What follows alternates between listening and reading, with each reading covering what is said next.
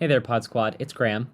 I know that most of you know me as the guy that puts in the sound effects when Becca and Molly tell me to, but this week I just wanted to give a brief heads up that the audio quality for episodes 14 and 15 are a little wonky. We're still figuring out our new recording situation given the current circumstances, but thank you for being patient with us, and enjoy the episode.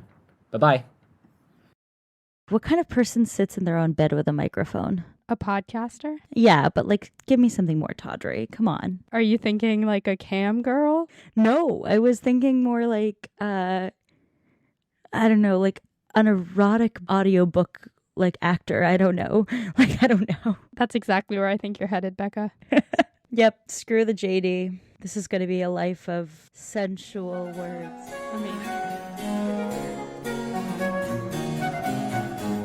Everyone, I'm Molly. I'm Becca. And this is Pod and Prejudice. We're going to talk about some Jane Austen. We are specifically talking today about the beginning of Volume the Third. Volume the Third. Already 0 to 100, I would say. Yeah, this chapter is crazy. Yeah, guys, usually I assign Molly somewhere between 2 and 4 chapters because, Jane Austen, she's not brief. No. And so sometimes I feel the need to sort of pad the chapters with more chapters so we have a lot to talk about on the episode. But this one's straight up a 1-chapter episode. Yeah, Becca was like, Molly, you read the first chapter and then tell me if you think we could do 2. And I was like, Becca, there is no way we're doing 2 chapters. Yeah, and I was like, you know what? It's probably for the best. There's a lot of feelings to unpack in this chapter. So if you're just joining us for the first time now, the premise of our show is that I've never read any Jane Austen in my life. And I've read many Jane Austens in my life. And together, we are taking a look at all of the Jane Austen and unpacking it from a modern feminist perspective from 2 non-English majors. Yes, neither of us was an English major, and I will say Molly struggled mightily with that phrase, modern feminist perspective, in our last episode, and so I'm so proud of her. She nailed it this time. Thank you so much. So where we left off, Lizzie was feeling a little stressed about wanting to just get out of Longbourn, and her aunt and uncle were supposed to take her on a trip to the lakes. Yeah, and then instead they're like, jokes, we're going to go to Darcy's hometown. Which was what? But then, there was some foreshadowing of this because when we first met Mrs. Gardiner, she was talking about how great it was that she lived near Wickham, and we knew that Wickham grew up with Darcy. Well, we didn't know that then, but now we know. I think by the time we met Gardner, we did know that Wickham and Darcy grew up together in the same place. So we did have this little setup that there was this connection between Lizzie's family and Darcy's hometown, and now we're there, and we have this little bit of Chekhov's Pemberley in the last chapter. Chekhov's Pemberley, like Chekhov's gun. Yes, for those of you not familiar with the concept, Molly, as the Chekhov aficionado, would you like to describe? Yes, I would love to. Chekhov's gun is the concept that when you bring a gun on stage at any point during a play, that gun is going to go off before the end of the play. So we've been being taunted with Pemberley, Pemberley, Pemberley, and now we're finally there. Yeah, and also the idea of, will the owner be there? Oh no, he's away. Oh, I'm safe to go. Are you, Lizzie? No. Are you safe to go? Oh, I knew there was absolutely no way that Darcy was not going to be there. But in the capacity that he was there, I was still very shocked. Oh, it is a shook moment. But can you imagine if this were just MTV Cribs with the housekeeper? That's exactly what it is. Hello, this is MTV and welcome to my crib that I housekeep. Well, she lives there too, I guess. All right. We're going to get there. Very good analogy, Becca. That is exactly what's happening here. So, beginning with chapter 1, the only chapter that we're going to cover in this episode, Volume 3, baby! Volume the third. So Lizzie and the Gardiners get to Pemberley Woods, and Lizzie's spirits are, quote, in a high flutter. And I'm going to use that. In a high flutter? For when I'm feeling giddy around someone. Yeah, it does really capture that energy. And in this case, it's not about a someone. It is about property. Truly. They drive through the woods until they get to the top of a, quote, considerable eminence, which I'm sure means a hill, but I did have to Google eminence because I was confused, because eminence actually means fame or respectability. And I understand, if you're oh, that was an eminent hill. It's like height. So they get to the top of a hill. And from the top of the hill, Lizzie can see the house. And it's at the opposite end of a valley with hills behind and a beautiful river in front, neither formal nor falsely adorned on either bank, meaning that the natural beauty of it hadn't been counteracted with awkward taste. And Lizzie felt that in this moment, she felt that to be mistress of Pemberley might be something. Yeah, Lizzie has like a baby gold digging moment where she's like, oh, this is nice. I would not say that it is a baby gold digging moment. I would say that Lizzie is upset in this moment that she does not live in this beautiful house. I mean, have you ever been somewhere where you're like, oh my God, if I had the money, this is where I'd live? Absolutely. I have this vision of myself in a Mediterranean villa, sparsely furnished but newly renovated, and I'm wearing linen and mourning the death of my 90-year-old billionaire late husband who died under mysterious circumstances. Becca, that is not where I saw that going. Tell me you've never fantasized about that. I've never fantasized about that. Not about the villa or not about the gold digging? Not about my dead husband. Okay, I'll be clear about this. I don't actually want a gold dig. I trust you. You know, I'll make money on my own because I'm going to be a lawyer, so I don't actually need that. I could get my own Mediterranean villa. I'm just saying. Yeah, no, it's great. God, everyone's going to think I'm a murderer now. No, you're not a murderer. You just described the situation as though you were a murderer. So anyway, Lizzie's picturing herself in the linen in Pemberley. Yes. Let me tell you, this is a beautiful house. And my notes say landscaping makes Lizzie hot. Oh my God. Listen, you said last episode you wanted more descriptions of the country, and I was like, the next chapter has enough description of the country to maybe last 1,000 years. Yeah, it's like endless. It's beautiful. I mean, I could picture it so clearly. I can picture Pemberley House sitting there, kind of like it's grown out of the earth. It's very tasteful. And she gets really nervous that Darcy might be there, despite her chambermaid telling her that he wasn't. And yeah, I would be nervous too. Then the housekeeper meets them, and she's not what Lizzie was expecting. She's like much less hoity-toity than she was expecting. Yeah, I mean, have you seen a lot of old British movies where the housekeeper is like this Jeeves? Crazy woman? Oh. That's a butler. Jeeves could be a housekeeper's name too. I don't know. Well, housekeepers are a very big deal in this era. They like are the top tier of possible servant classhood. They make a solid living. They have a steady job. They're very respected. So you see a lot of them get it into their heads that they're more important. And you'll see this in other Jane Austen novels or in, I don't want to say Downton Abbey because Mrs. Hughes is dope and not like this, but there are hoity-toity housekeepers. Well, this housekeeper is not as such, and she shows them inside, and the inside of the house is also very nice, and Lizzie is like admiring the view from each room, and she admires Darcy's taste, specifically that the inside of the house is neither gaudy nor uselessly fine. There's less splendor and more real elegance than Rosings had. Which is interesting that she's comparing it to Rosings, which is where her best friend has been wedded to live. Rosings is the Catherine de Bourgh estate. Yes. So she doesn't live there, but you're right. Catherine de Bourgh. It does say something about Catherine's character versus Darcy's character that his house is a little bit understated. Yes. So she starts thinking about if she would have said yes to Darcy, she would now be welcoming her aunt and uncle as guests into her home. But then she reminds herself, no, she wouldn't have been allowed to invite them there because Darcy thinks that they're, the trash of the earth.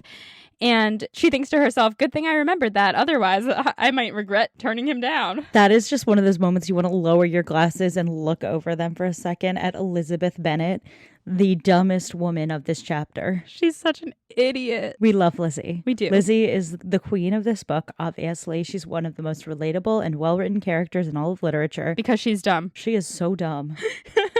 So Mr. Gardiner then asks the housekeeper if Darcy is actually not there. And the housekeeper says, correct, but he is returning with a large party tomorrow. And I was like, ooh, called it. But then Lizzie thinks to herself that she's really glad their trip hadn't been delayed one day. So they're not planning on coming back tomorrow, And then Mrs. Gardiner points out a picture of Wickham on the wall. I think a drawing. They didn't have photography yet, right? Why did I say it like that? Oh, no. This is definitely paintings. Paintings. Grand. Small reminder to the entire community that thinks millennials are self-absorbed, that people used to get full paintings done of themselves. It's true. A selfie takes a minute. A painting takes like 17 hours. Well, a selfie takes a second. A good selfie takes a few minutes. But regardless, Darcy has pictures of himself all over his house.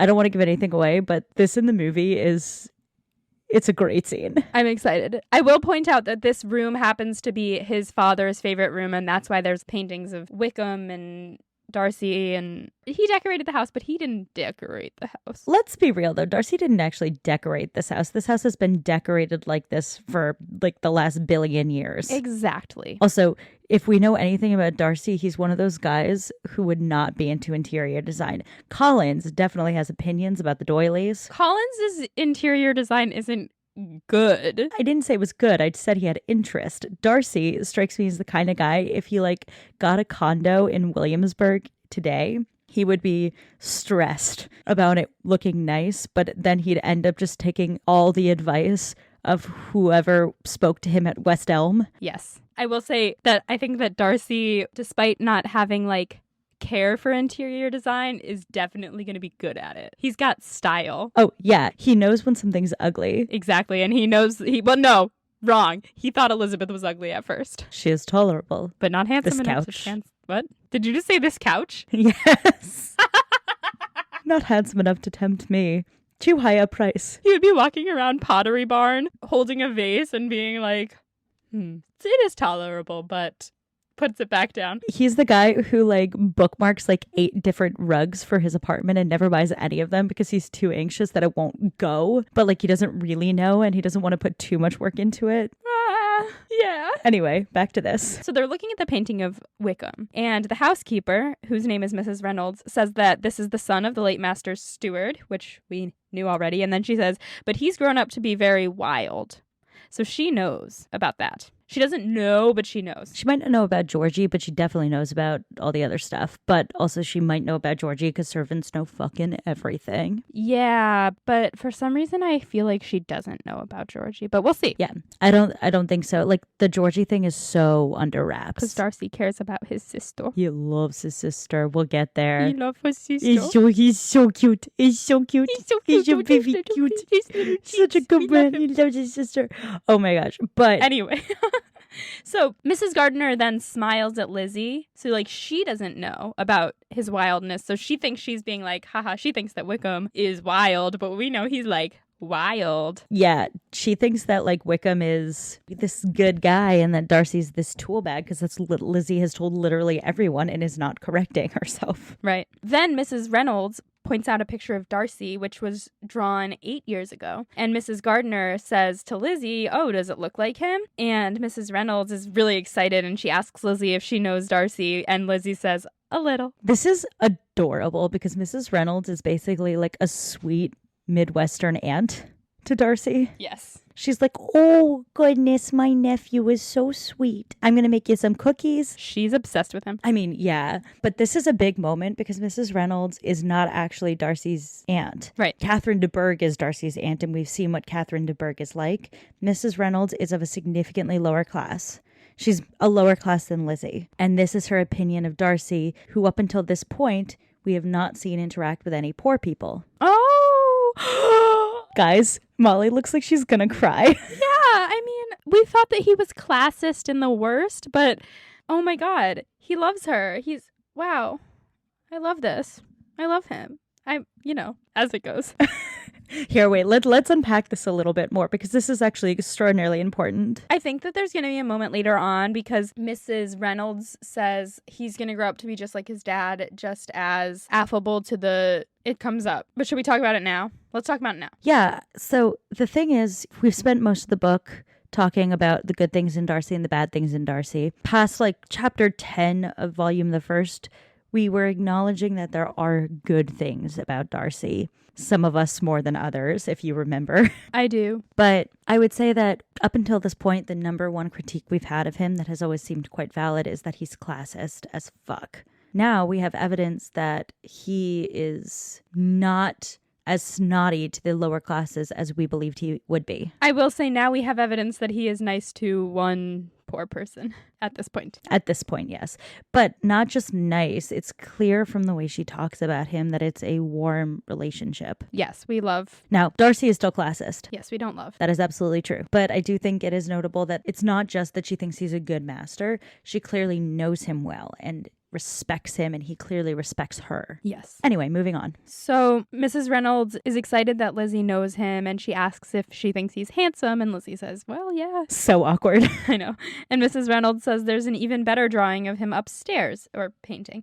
And she points out also a painting of Miss Darcy at 8 years old, which if this was taken along the same time that the one of Darcy was taken, that makes her now 16, which I guess we knew as she's Lydia's age. And then Mrs. Gardiner asks if Georgiana is as hot as her brother, and Mrs. Reynolds says of course she is, and she's also very talented at playing and singing, and she's coming tomorrow with him. There is no way we are not coming back to stay for this party. I mean, there's just no way. It's Chekhov's gun. Well, yeah, no, this is Chekhov's Pemberley right here. It's very clear. It's like he's so close to the plot, we're just not going to see him. There's no way. We tangentially went to his aunt's house by accident, almost, and ran into him there. You don't think if we go to his house, we're going to run into Darcy? Of course we are. Jane Austen, you're not being sneaky. She keeps being like, oh, there's no way you'll see him. He's so gone.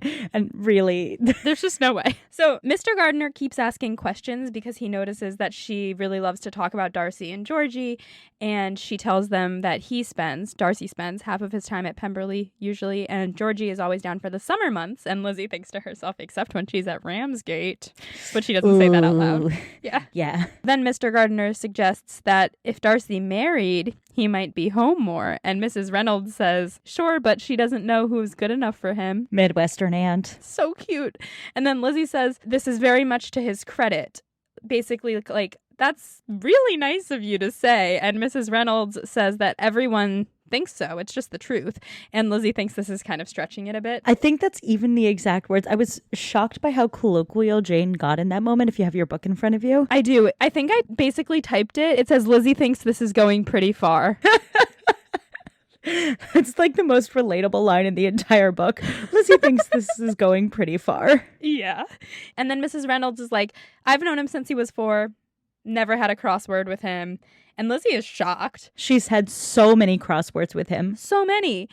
She thinks. I mean, she has, but also sometimes he's just trying to be nice. Oh no, sometimes he's just straight up trying to bone her, Yes. but they have been cross sometimes. Let's not forget your family's embarrassing and I can't believe I love you, but I do. Marry me. God, such a dumb fucking proposal. Yeah. But then Mr. Gardiner says, oh, well, you're very lucky to have him for a master. And Mrs. Reynolds says that she's observed that generally those who are good-natured as children are also good-natured as adults, and he was the best child. And Lizzie's even more shocked by that. She's just continually getting more and more confused as to how Darcy is the way that he is. And this is where Mrs. Gardiner says that Daddy Darcy was an excellent man, and Mrs. Ramsay says his son will be just like him, just as affable to the poor, which is, I guess, where we get that he is not a total classist pig. Lizzie wants only to hear her talk about Darcy, and luckily Mrs. Gardiner is amused by the family prejudice, quote, that Mrs. Reynolds has, because she kind of assumes that Darcy's actually still a dick and thinks that this is all bullshit. So she keeps bringing it up. So luckily, Lizzie gets to hear I keep saying Mrs. Ramsay. That's not her name. Mrs. Reynolds talk about Darcy. And Mrs. Reynolds says that while some people may call him proud, she has no idea what they're talking about. And then Mrs. Gardiner whispers to Lizzie that this is so opposite what they know of him from their friend, Mr. Wickham, and Lizzie suggests that maybe they might be deceived. And Mrs. Gardiner is like, no, I doubt that. Our authority was too good.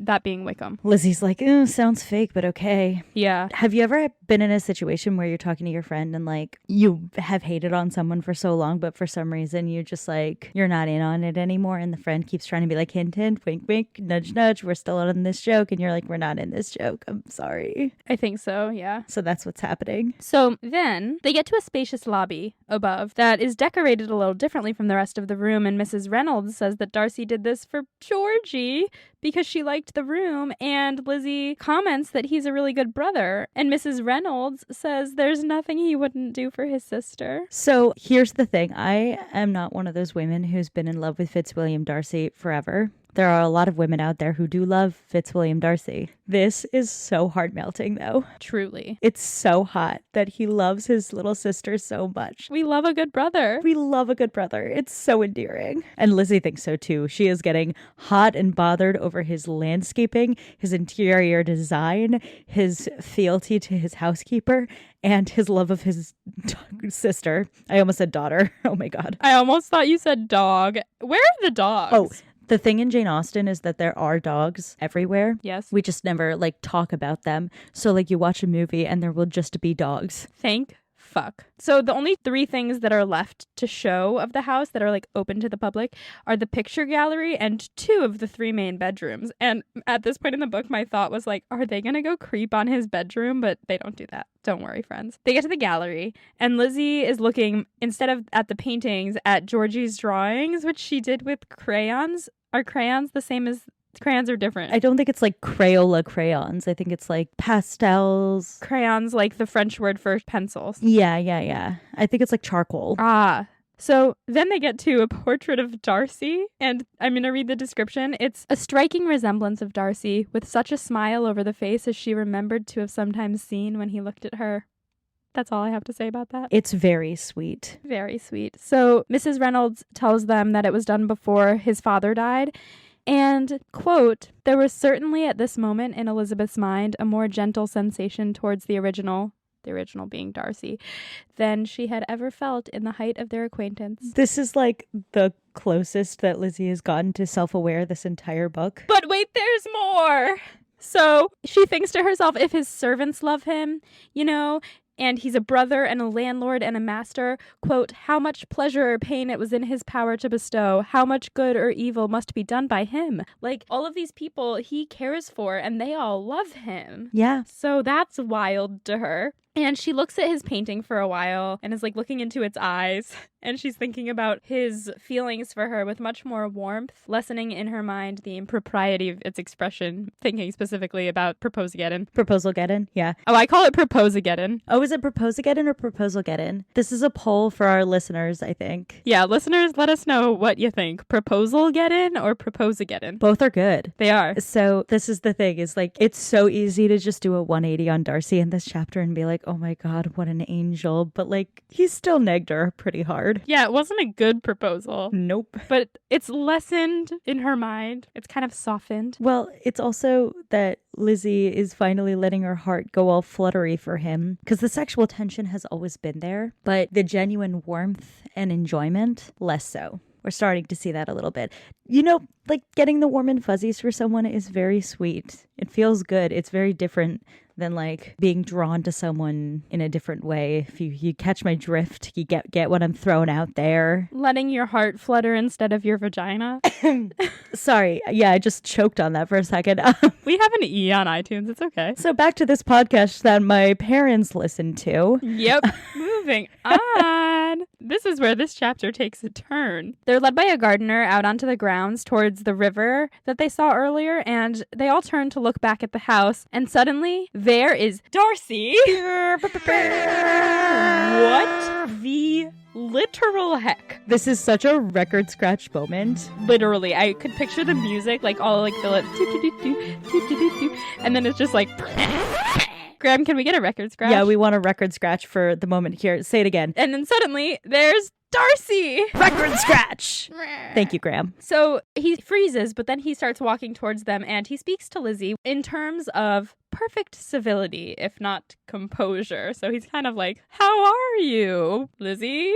This is so classic exes seeing each other for the first time. It's terrible. It's so bad. So she takes his compliments to her family and everything with complete embarrassment, that her embarrassment was just impossible to overcome. This is palpable. You can almost feel it as you're reading it. Yeah, her aunt and uncle kind of hang back, but Lizzie is so befuddled, she just completely blacks out for the next 3 pages. This is so relatable. Everything is she can't look at his face. She doesn't know how she's answering his questions. She is just thinking about how wrong it is for her to be there and how he must be seeing the fact that she's there right now.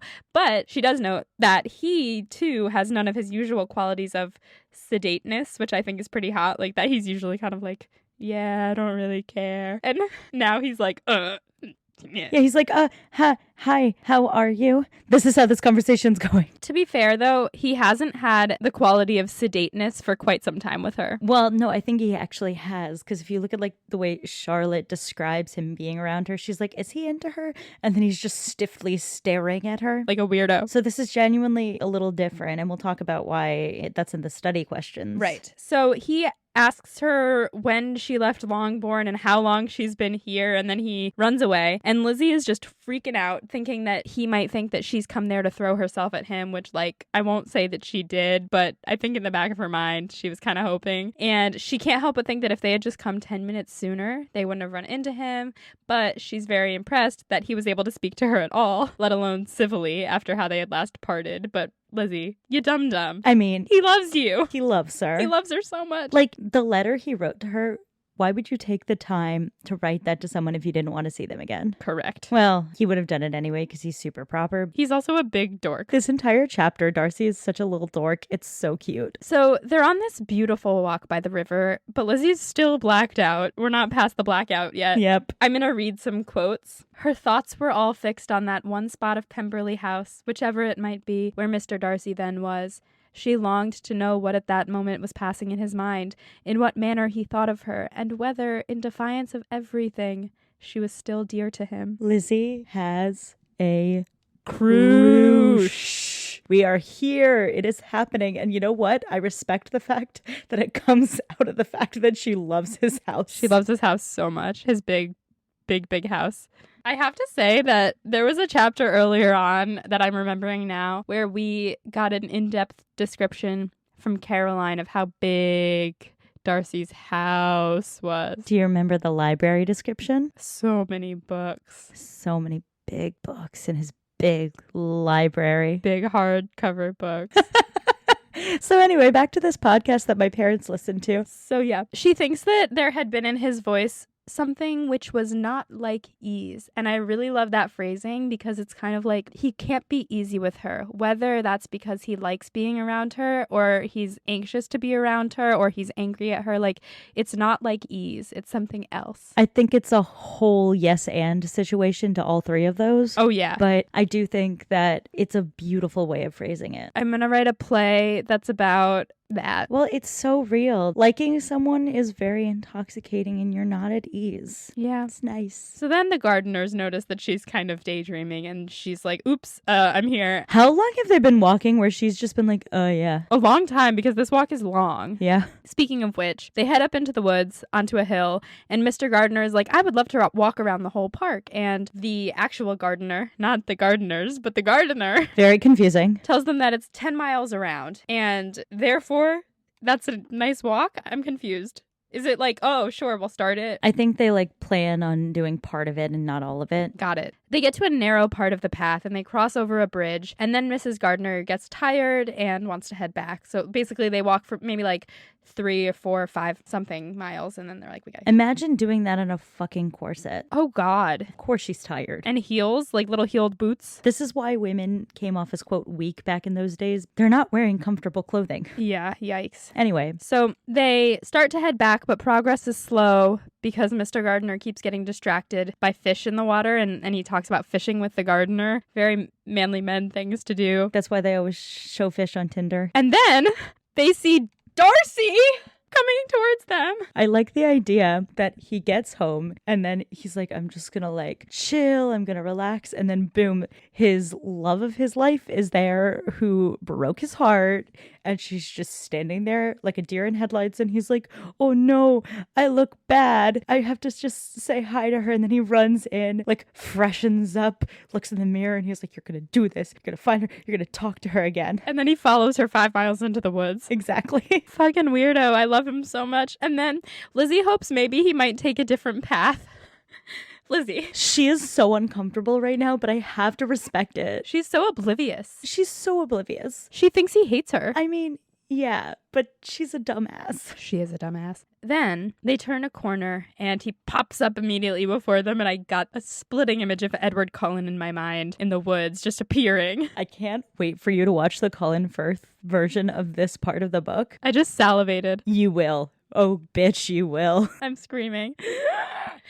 but I don't want to hurt your ears. It's okay. It's okay. That was a weird banshee sound. I'm into it. Thanks. Let's keep going. So Lizzie starts commenting on how lovely Pemberley is because she thinks that's a safe topic, except that Pemberley gets her really hot and bothered, and she stops because she doesn't want him to get the wrong idea, thinking that she's complimenting him, but it's not the wrong idea, and she is complimenting him. Yeah, because she's really into his crib, MTV Crib. So then he asks Lizzie to please introduce him to her friends, and she gets a little excited. She can't suppress a smile because he is now seeking the acquaintance of some of those very people against whom his pride had been revolted in his proposal. Because he talked about that, about her aunt and uncle. And she wonders what he will do when he finds out who they really are, because right now he thinks that they're people of fashion. And she does the introduction, and he's clearly surprised, but he handles it well. And then, quote, Lizzie feels like it was consoling that he should know that she had some relations for whom there was no need to blush.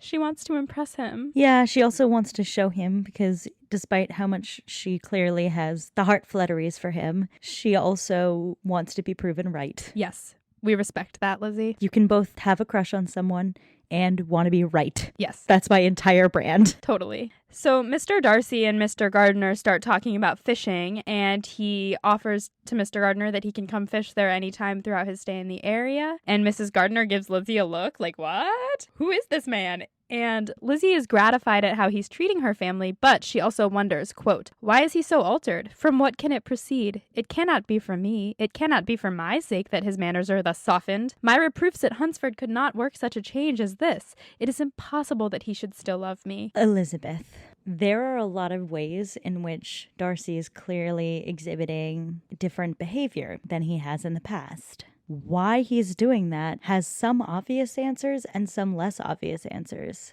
This is going to be something we're going to save for the study question. Yeah, sounds good. You will look intrigued. They walk for some time with the ladies in front and the men in the back, but then Mrs. Gardner needs to lean on Mr. Gardner, so she falls back and walks with him, and therefore they have to switch partners. And I'm screaming at this point, and I can't wait for our patrons to see my notes at this part because I probably scribbled out half the words on the page with ah. Oh my gosh. So they walk in silence for a bit, and then Lizzie says, I didn't know you were going to be here. We thought you were coming back tomorrow. And he says that was originally the case, but he had some business with his steward and he had to come back early, but the rest are joining tomorrow, including Bingley and his sisters, who I forgot about. Wait, no, you did not forget about them. You didn't forget about Charles. I didn't forget about Charles, but I did forget about Caroline and Louisa and Hurst. Oh my God. Yes, they all exist still. Oh my God, we still hate Caroline. We do. You wondered if she was ever going to come back into the book. We did. And here they come. And after he says that, he and Lizzie both kind of stand there or walk for a minute in silence, thinking exactly what just happened between us, but in their own heads silently. And then Darcy says, there's also one other person in the party who more particularly wishes to be known to you.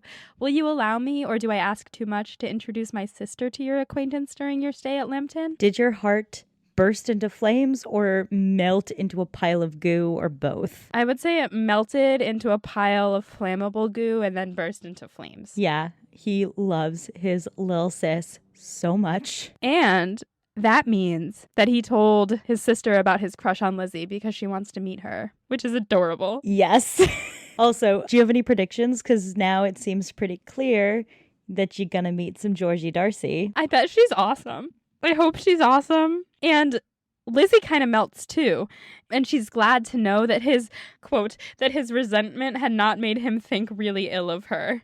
Again, Lizzie, you're an idiot. We've covered that already. But that's the name of this chapter. For those of you who listen consistently, you know that our sound engineer, Graham, often does name these episodes, and this one is just Lizzie's an idiot. So she's giddy that he wants to introduce her to his sister because she knows that he loves her so much. His sister, not Lizzie. She's clueless about herself. And she's still feeling very awkward, though. And by the time they reach the carriage, they're about 1/8 of a mile ahead of the others. So he asks her to come in, and she declines. So they just stand there again.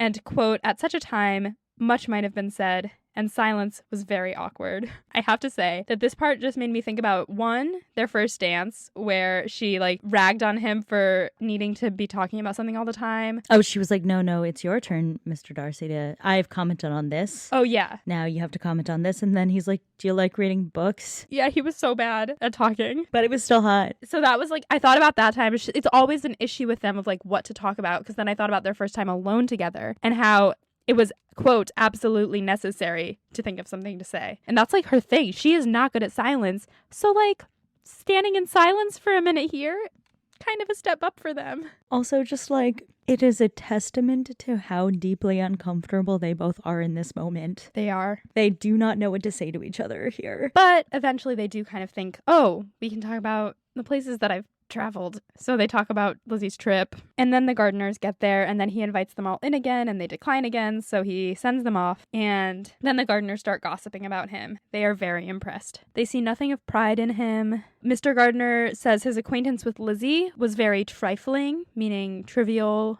small, so he really had no reason to be as nice as he was to them, but he doesn't know. And Mrs. Gardner says, well, he's not as hot as Wickham. He's still hot. Friendly reminder that Wickham is hot. We know Wickham is hot, but Darcy's hot. Oh yeah, no, Darcy is hot. She basically says, Darcy's hot, but Wickham's hotter. Yeah, and then she wonders why Lizzie found him so disagreeable at the start. And Lizzie says, I liked him better at Kent, and this is the nicest I've ever seen him. Basically making some excuse for like, I don't know, I didn't like him before, he's fine. Mm-hmm. Mr. Gardner wonders if maybe he's just putting it on and he doesn't want to come do the fishing thing in case Darcy changes his mind, but Lizzie thinks that it was really in earnest, which is cute. Very cute. Then Mrs. Gardner says she really can't see how he could ever be as bad as they knew he had been to poor Wickham. He's not ill-natured. She even says there's something pleasing about his mouth when he speaks. Winky, winky, winky face. Miss Gardner, you are a married woman. Thirsty. I mean, aren't we all? Yes. So Lizzie wants to say something in vindication of his behavior to Wickham. I want to say, I know what vindication means, but I needed to look it up anyway in this context to make sure that I knew exactly what the sentence meant. And for those of you like me who need to look words up sometimes, vindication means clearing the blame of someone for something. So she wants to clear Darcy's name without revealing too much. Mm-hmm. So she tells them that she heard from his relations in Kent that he wasn't so bad, nor Wickham so good as they had heard. She relates all the particulars of the pecuniary transactions, meaning transactions relating to money between Wickham and Darcy, but she never says who told her. She just says it was a reliable source. So she tells them basically the whole story without telling them the whole story. And then Mrs. Gardner is surprised and concerned, but soon distracted by her old neighborhood, meeting with old friends, etc. And Lizzie can think of nothing but Darcy and soon meeting Georgiana. Yep, Lizzie's dumb. And that's the end of chapter 1. That is the end of chapter 1 of volume the 3rd. And that concludes that part of this episode. And now we're going to talk about Becca's study questions. We're going to keep it kind of brief this time. I have a couple that I think are really good. But we're going to start with, how do you think the tone in volume the 3rd is so far? How does it differ than 1 and 2? If volume the 1st was setting up the scene, volume the 2nd was getting to know each character kind of individually on their own. Volume the 3rd kind of feels like, already with this first chapter, this is definitely the longest chapter we've read so far. Everything's happening at once. Like in the other chapters, we kind of got some cliffhangers. We got like, oh, what's going to happen? And then the beginning of the chapter was the big exciting news. This chapter, it was like setting up a scene. Darcy's there. Like, what the fuck? That would have been its own chapter. This is like everything is happening all at once, all of a sudden. Yeah, it's a very action-packed sequence, because you could have done a whole chapter that was just the tour of Pemberley, then a whole chapter that was just the awkward meeting with Darcy, then a whole chapter that was him coming back and being like, wait, I'll fish with your uncle. I think this is kind of indicative of how Darcy is as a character versus other people, but like only Collins could describe Pemberley for an entire chapter, you know? Darcy gets to the point. Yeah. Well, Lizzie internally was doing a pretty good job of it herself. She was admiring his landscaping. We love a good landscaping. We love that she likes the landscape. Wink, wink. So yeah, I do think that's accurate. I also think that the tone is shifting a little. It's very bubbly, if that makes sense. Giddy. Yeah, like the first volume was very like sarcastic and bitchy. The second volume is really, it's a lot about revelation. And this so far has been a little bit soft boy. Soft boy Darcy instead of fuck boy Darcy. Yes. So that brings me to my next question, which is about Pemberley itself, the landscaping that Lizzie likes so much. What is Pemberley really symbolize, and what about Lizzie's perception of Pemberley tells us a new thing in the story? First of all, I want to say that Pemberley sounds awesome, so beautiful. It like shoots up out of the nature around it, and it kind of like isn't gaudy and disgusting the way that a lot of mansions are, unrelated to what it symbolizes, because what it symbolizes is Darcy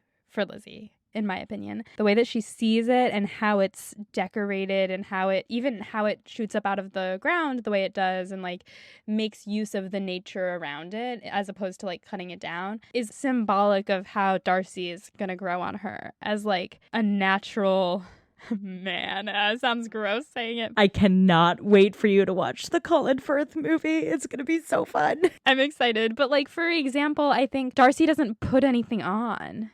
He just is the way that he is, in a way that Bingley doesn't. You can't trust that Bingley's not fake. We don't know that. I don't remember Bingley. Dark. I remember him, but like, I was nervous that it wasn't genuine with him. Darcy didn't try to hide anything. I mean, yeah, and compare that to Wickham, particularly. If Wickham was a house, Wickham would be like a skyscraper in New York, but like if it was this time, it would be like in the middle of the woods or whatever, but it's just like cleared out the trees, skyscraper. Whereas Darcy is this beautiful estate that like makes use of the natural landscape instead of working against it. Also, I think that Wickham would be probably filled with like bad ventilation and asbestos and all those other things that make buildings that look cool not that great. Yeah. Yep. So next thing I wanted to talk about was the social class, which we touched on with his housekeeper. But you see that everyone who works for Darcy adores him, and not in a way of like, we're falling in fealty to our master who's so good to us. It's like, no, he's a genuinely good person and he has treated me with respect my whole life. How does this compare to the way Darcy's treated people, especially at the Shire? Which was also who Darcy was as well. Yeah, we did talk about this at some point when he was at the Shire, and someone mentioned he's much more genial around the rich. Like, he's a better person when he's with the wealthy people. And so that's why we were excited to see him with Bingley, because we thought we would be getting a better sense of who he is as a person. But I think it really isn't that he's not good around poor people. He's not good around people he doesn't know. Yes. I also think there is an element to which Jane Austen does buy into social class. And so, like, Darcy doesn't love people trying to leave their social class, which isn't great. We don't stan. But that's also Jane Austen's stuff, not really the character of Darcy, if that makes sense. Janie. She is amazing. One of the most important writers of the 19th century. We can critique that her views needed some work. She's also from the 19th century, so it's okay. But we can just say that for as good as she was at critiquing classism and sexism in this era, she has like some where I'm like, okay, Janie, we're going to just take a 21st century era to that and just go right through it.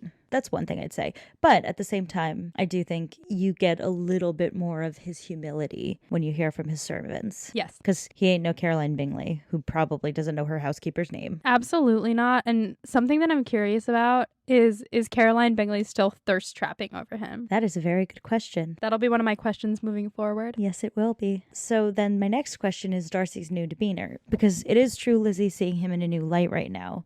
But he is objectively acting different than he used to. So I wanted to pose this to you. One, we saw after Proposageddon that Darcy realized his tactics with Lizzie weren't working. So he's trying a new tactic. He's trying a tactic. He didn't have a tactic before. But there's another piece to this, and I wanted to bring it up as something to germinate in your brain. Lizzie kind of ripped Darcy a fucking new one. And Lizzie has been very hard on herself for doing that since it happened, especially since she got the letter. But we haven't thought about how it affected Darcy since it happened. Well, first off, he deserved it. He did. Second off, of course it hurt his feelings. But is it possible that he might have taken it and evaluated where she was right? You know, I've never thought of Darcy as a smart boy. But sure, I would say that's possible. So this is sort of what I want. Are you saying that he's not only being nice to her aunt and uncle because he's trying to impress her, but also because maybe he actually is like trying to be better to people of lower classes? Ding, ding, ding. Because he loves Lizzie and he believes what she says about him. Because she was accurate. She was so accurate. She was like stone cold accurate. So this is a piece of Pride and Prejudice that for me, I think sometimes gets lost in the weeds, which is that a lot of people speak about Darcy being sort of misunderstood through this book. Wrong. And I do think to some extent he is. To some extent, sure. But that doesn't mean it was right that he was a classist asshole before. Exactly. Which is what we were just kind of talking about and evaluating. So we do kind of see a seed here planted. Of the human capacity for change. Ding, ding, ding. Wow, I'm getting a lot of ding, ding, dings, listeners. Be proud of me. You're being a smart lady. Thank you. So that brings us to our next question. Has Lizzie changed at all in this chapter? Yes, I think so. Please describe. Well, in two ways. One way is that she's starting to get a big crush on Darcy, and she doesn't realize that yet, but it's starting to really happen beyond an obsession. Like, he's starting to make her heart flutter. So that's one way. It's very sweet. Very sweet. Way two is that she is, in a similar way to what he did, is evaluating her own actions. And she feels guilty for having been so hard on him and so quick to judge. And I think this started a little bit in the last chapter, but right now she's like, but he hates me. Like, there's no way he could still be in love with me. I was so bad to him. And is starting to not think that she's hot shit. Correct. And I think that what else does this smack of? Character development, do I hear? This does. We love to see it. This is Jane Austen at her finest, being smart with these characters. That brings us to our standbys. So, funniest quote? This part made me say, This is one of those moments where Lizzie is wasting away. Here we go. And of this place, thought she, I might have been the mistress. With these rooms I might now have been familiarly acquainted. Instead of viewing them as a stranger, I might have rejoiced in them as my own, and welcomed to them as visitors, my uncle and aunt. But no, recollecting herself, that could never be. My uncle and aunt would have been lost to me. I should not have been allowed to invite them. This was a lucky recollection. It saved her from something like regret. That is funny. Good choice. Questions moving forward? Well, is Caroline still thirsty? Is one. Two, will we just come back tomorrow for the party? Is that what's happening? I don't know about that. And then Georgie. All right. Who wins the chapter? Man, either Darcy or Mrs. Reynolds. Your call. Well, pros and cons. Darcy, he's won me over, but he shouldn't have yet. And Mrs. Reynolds is awesome. She's so sweet. So while Darcy was a fumbling buffoon and it was very cute, let's give it to Mrs. Reynolds. All right. Midwestern aunt obsessed with her little nephew, Mrs. Reynolds. Oh, isn't he handsome? He's so handsome. He's so handsome. So that concludes this episode of Pod and Prejudice. Thank you for sticking around to hear us talk about MTV Cribs. And until next time, stay proper. And find yourself a husband.